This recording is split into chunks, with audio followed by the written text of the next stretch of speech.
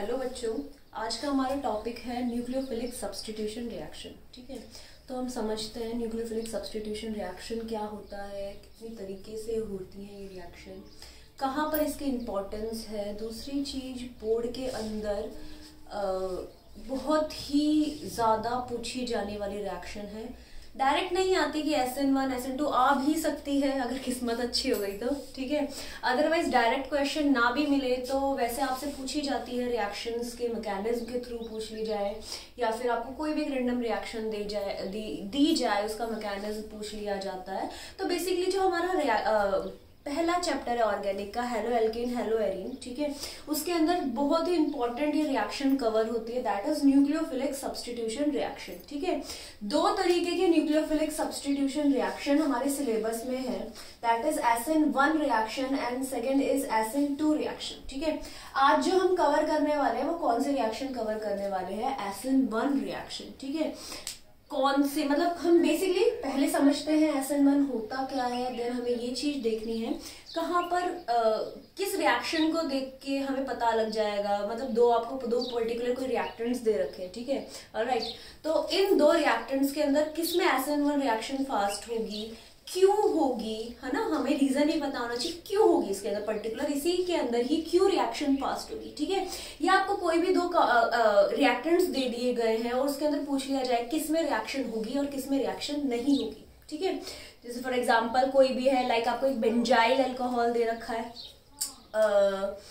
या benzyl chloride दे रखा है, क्लोरोबेंजीन दे रखा है, किसके अंदर SN1 रिएक्शन होगी किसमें नहीं होगी, लाइक दैट रिएक्शन पूछी जाती है बोर्ड्स के अंदर भी, कॉम्पिटिटिव के अंदर भी। तो ये बहुत इंपॉर्टेंट टॉपिक है आपका हेलो एल्केन और हेलो एरीन का। ठीक है, तो let us understand this, what is SN1 reaction. ठीक है, तो SN1 बेसिकली आया कहाँ से है? S substitution, N for nucleophile and 1 defined nucleophilic substitution reaction for a unimolecular reaction. ये 1 का मतलब क्या है? यूनिमोलिकुलर रिएक्शन को डिफाइन करता है 1, that is order of reaction को डिफाइन करता है कि 1 इसका क्या होगा, ऑर्डर ऑफ द रिएक्शन। ठीक है, चलो समझते हैं इसको आसान तरीके से।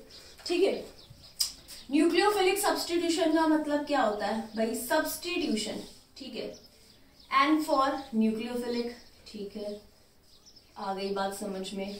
1 किसको डिफाइन कर रहा है? 1 ऑर्डर को, फर्स्ट ऑर्डर को। ठीक है, फर्स्ट ऑर्डर को। ठीक है, इसीलिए इसको हम क्या बोलते हैं? यूनिमोलिकुलर, है ना, यूनिमोलिकुलर। यूनि मीन्स 1, मॉलिकुलर यानी कि जो एक मॉलिक्यूल, सिंगल मॉलिक्यूल के ऊपर डिपेंड करे, यानी कि जिसकी मॉलिकुलैरिटी क्या हो, 1 हो, राइट। ठीक है, तो सब्स्टिट्यूशन क्या है आप सभी को पता होगा। सब्स्टिट्यूशन क्या होता है भाई? किसी भी एक चीज को हटा के दूसरी चीज उसकी जगह पर लगाना, दैट इज सब्स्टिट्यूशन। ठीक है, किसी एक चीज को उठाओ और उसकी जगह पे कोई दूसरी चीज रख दो, दैट इज सब्स्टिट्यूशन। ठीक है, किसका सब्स्टिट्यूशन? अब nucleophile, nucleophilic substitution. What is this nucleophile? Nucleo का मतलब क्या होता है? न्यूक्लियस से समझते हो आप? न्यूक्लियस यानी कि जिसके ऊपर पॉजिटिव चार्ज होता है, राइट। फाइल का मतलब क्या होता है? लविंग, अफेक्शन होना, प्यार होना। ठीक है, किससे प्यार होना? Positive charge. अब अंडरस्टूड होनी चाहिए चीज, पॉजिटिव चार्ज से किसको प्यार होगा? जिसके ऊपर क्या हो, या तो नेगेटिव चार्ज हो या जिसके पास क्या पड़े हो, एक्सिस ऑफ इलेक्ट्रॉन प्रेजेंट हो, उनको हम क्या बोलेंगे? न्यूक्लियोफाइल्स बोलेंगे, राइट। समझ में आ गई बात? न्यूक्लियोफाइल्स क्या होते हैं? ऐसी स्पीशीज जिनके ऊपर या तो नेगेटिव चार्ज हो, अगर न्यूट्रल है तो उसके पास क्या होने चाहिए? Lone pair of electron. ऐसे स्पीशीज को हम क्या बोलते हैं? न्यूक्लियोफाइल्स बोलते हैं। ठीक है, और ऐसी रिएक्शन जिसके अंदर एक न्यूक्लियोफाइल को हटा के दूसरा न्यूक्लियोफाइल रखा जाता है, ऐसे रिएक्शन को हम क्या बोलते हैं? Nucleophilic substitution reaction.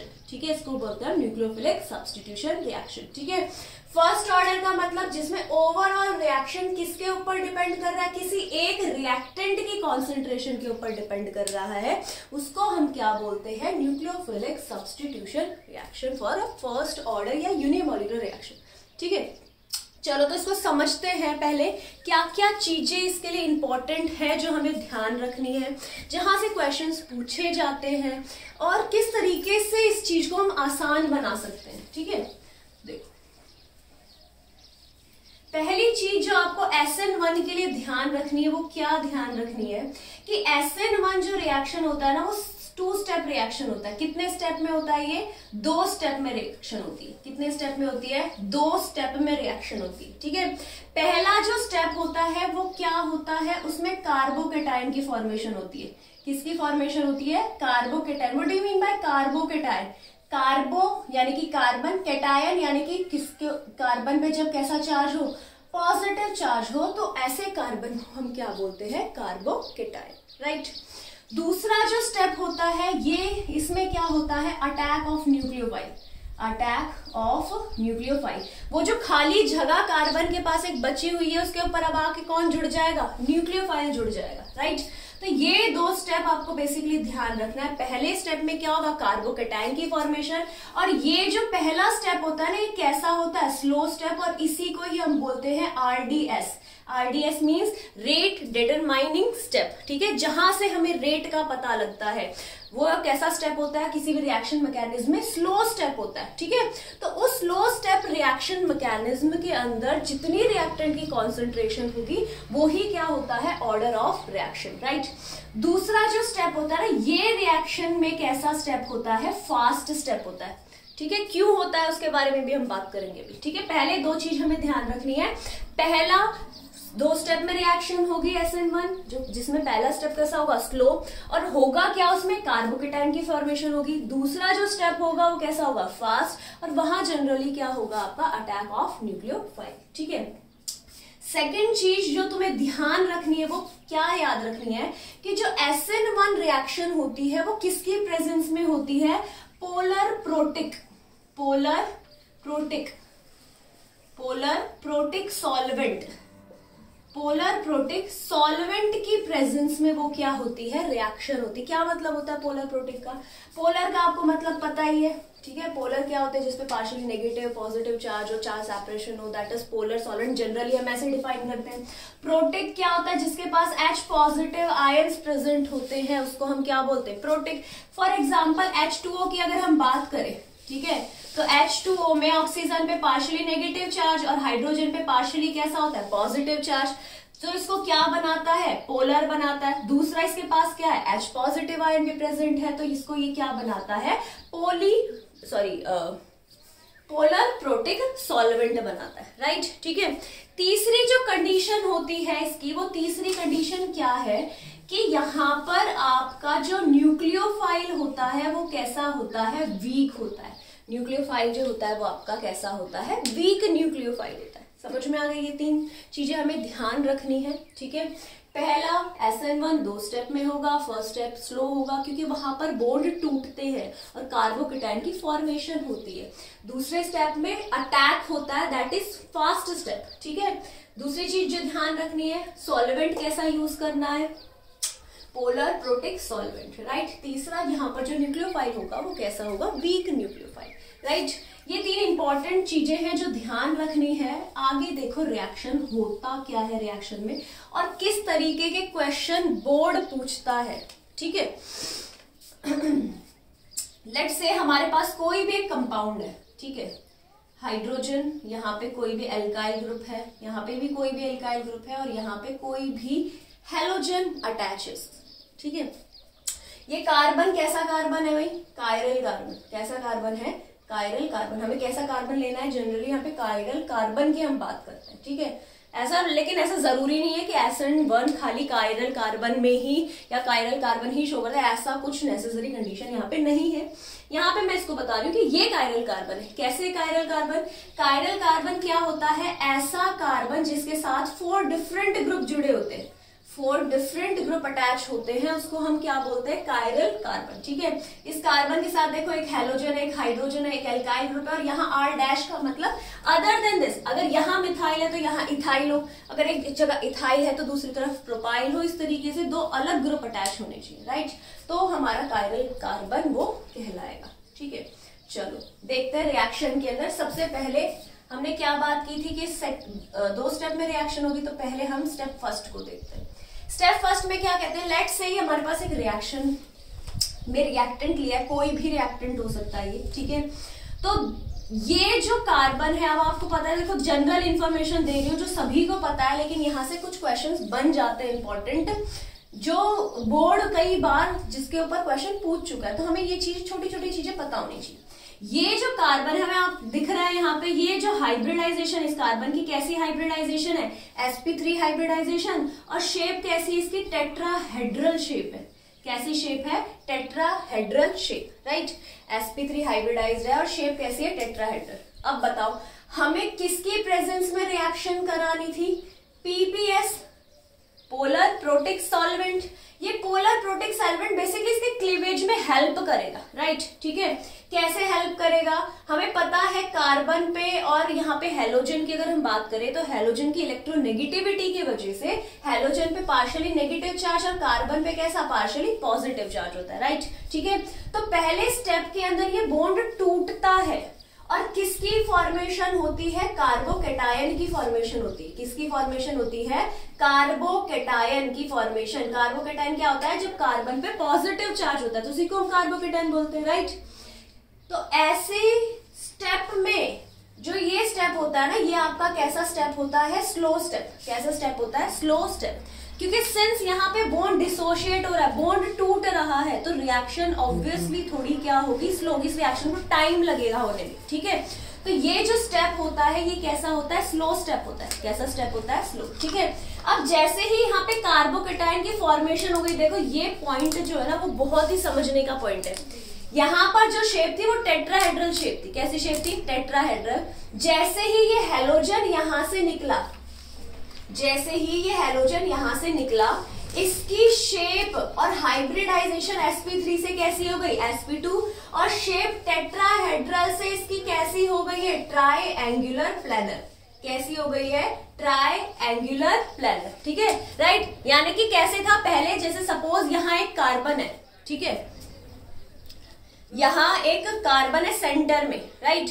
यहाँ पर एक बॉन्ड है, यहाँ पे एक बॉन्ड है, एक बॉन्ड यहाँ इस तरफ है और एक बॉन्ड इस तरफ है, राइट। इस तरीके की जो शेप होती है उसको हम क्या बोलते हैं, टेट्राहेड्रल शेप। अब जैसे ही इसमें से सपोज ये वाला बॉन्ड मैंने तोड़ दिया, तो यहाँ जो तीन अटैच थे वो अपने आप को इस तरीके से सिमेट्रिक कर लेंगे। किस तरीके से सिमेट्रिक कर लेंगे, कि पहले ये इस तरीके से थे, ठीक है, यहाँ पर ये तीन बॉन्ड और यहाँ पर एक इस तरीके से। अब जैसे ही ये वाला हटा तो ये सीधा ऐसे सीधा होना स्टार्ट हो जाएगा, राइट। तो शेप टेट्राहेड्रल से कैसी हो गई है, ट्राइएंगुलर प्लैनर शेप हो गई है, राइट, ठीक है। पहली चीज समझ में आ गई। पहले में क्या होगा, सिंपल सी अगर हम रिएक्शन की बात करें तो पहले स्टेप में क्या होगा, बॉन्ड टूटेगा और किसकी फॉर्मेशन हो जाएगी, कार्बोकेटायन की। दूसरा जो स्टेप होगा वो फास्ट क्यों होगा, क्योंकि यहाँ जो ये कार्बोकेटायन बना है ना, ये जो कार्बोकेटायन बना है, इस पे बहुत ही इजीली न्यूक्लियोफाइल क्या कर देगा, अटैक कर देगा, राइट। अब ये जो न्यूक्लियोफाइल अटैक करेगा ये दो तरीके से अटैक कर सकता है, राइट। और रिएक्शन कैसी होगी, फास्ट। कैसे, आइदर ये आगे की तरफ से अटैक करे, ये क्या करे, पीछे की तरफ से। देखो कैसे बनी है शेप, ऐसे प्लैनर शेप है,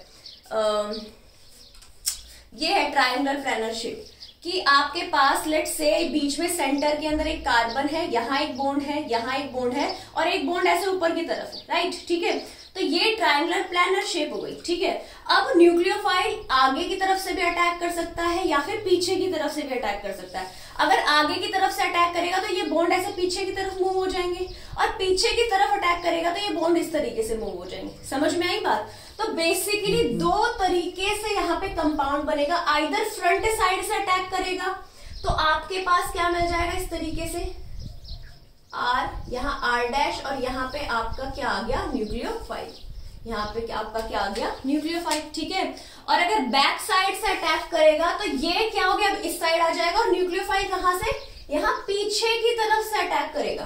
तो क्या बन जाएगा, यहाँ पे H, यहाँ पे R', यहाँ R और यहाँ पे क्या आ गया आपका न्यूक्लियोफाइल, ठीक है। तो फ्रंट साइड से जब अटैक होता है तो इसको हम क्या बोलते हैं, रिटेंशन। क्या बोलते हैं, रिटेंशन इन ज्योमेट्री, यानी कि जैसे पहले था वैसे के वैसा ही दिख रहा है, बस न्यूक्लियोफाइल चेंज हो गया, राइट।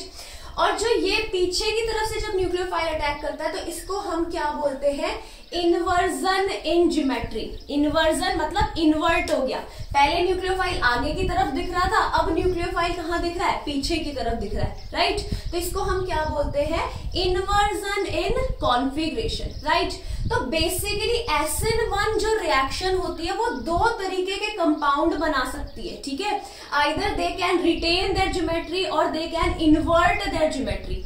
ऐसे मिक्सचर को हम बोलते हैं रेसमिक मिक्सचर। क्या बोलते हैं, ऐसे मिक्सचर को हम रेसमिक मिक्सचर बोलते हैं। और ये ही है सबसे इंपॉर्टेंट पॉइंट याद रखने का। बोर्ड कई बार ये क्वेश्चन पूछ चुका है कि आपका SN1 जो रिएक्शन होता है वो रेसमिक मिक्सचर क्यों बनाता है या किस टाइप के मिक्सचर बनाता है, इस तरीके से भी क्वेश्चन। अगर किस टाइप का होता है तो आप बता सकते हो दे फॉर्म रेसमिक मिक्सचर। अगर ये पूछा जाए कि क्यों बनाता है रेसमिक मिक्सचर, तो क्यों बनाता है भाई, क्योंकि in case of SN1 reaction, ठीक है, वहां पे क्या हो रहा है, कार्बोकेटायन की फॉर्मेशन हो रही है। कार्बोकेटायन फॉर्मेशन होते के साथ कार्बोकेटायन जो हमारा कंपाउंड है ना वो कैसी शेप ले लेता है, ट्रायंगल प्लैनर शेप ले लेता है। तो न्यूक्लियोफाइल के पास चॉइस होती है, वो आगे से भी अटैक कर सकता है और पीछे से भी अटैक कर सकता है। अगर आगे से अटैक हो रहा है तो इन्वर्जन नहीं होगा, मतलब एज इट इज रिटेंशन रहेगा वहां। पीछे से अटैक करेगा तो ज्योमेट्री क्या हो जाएगी, इन्वर्ट हो जाएगी।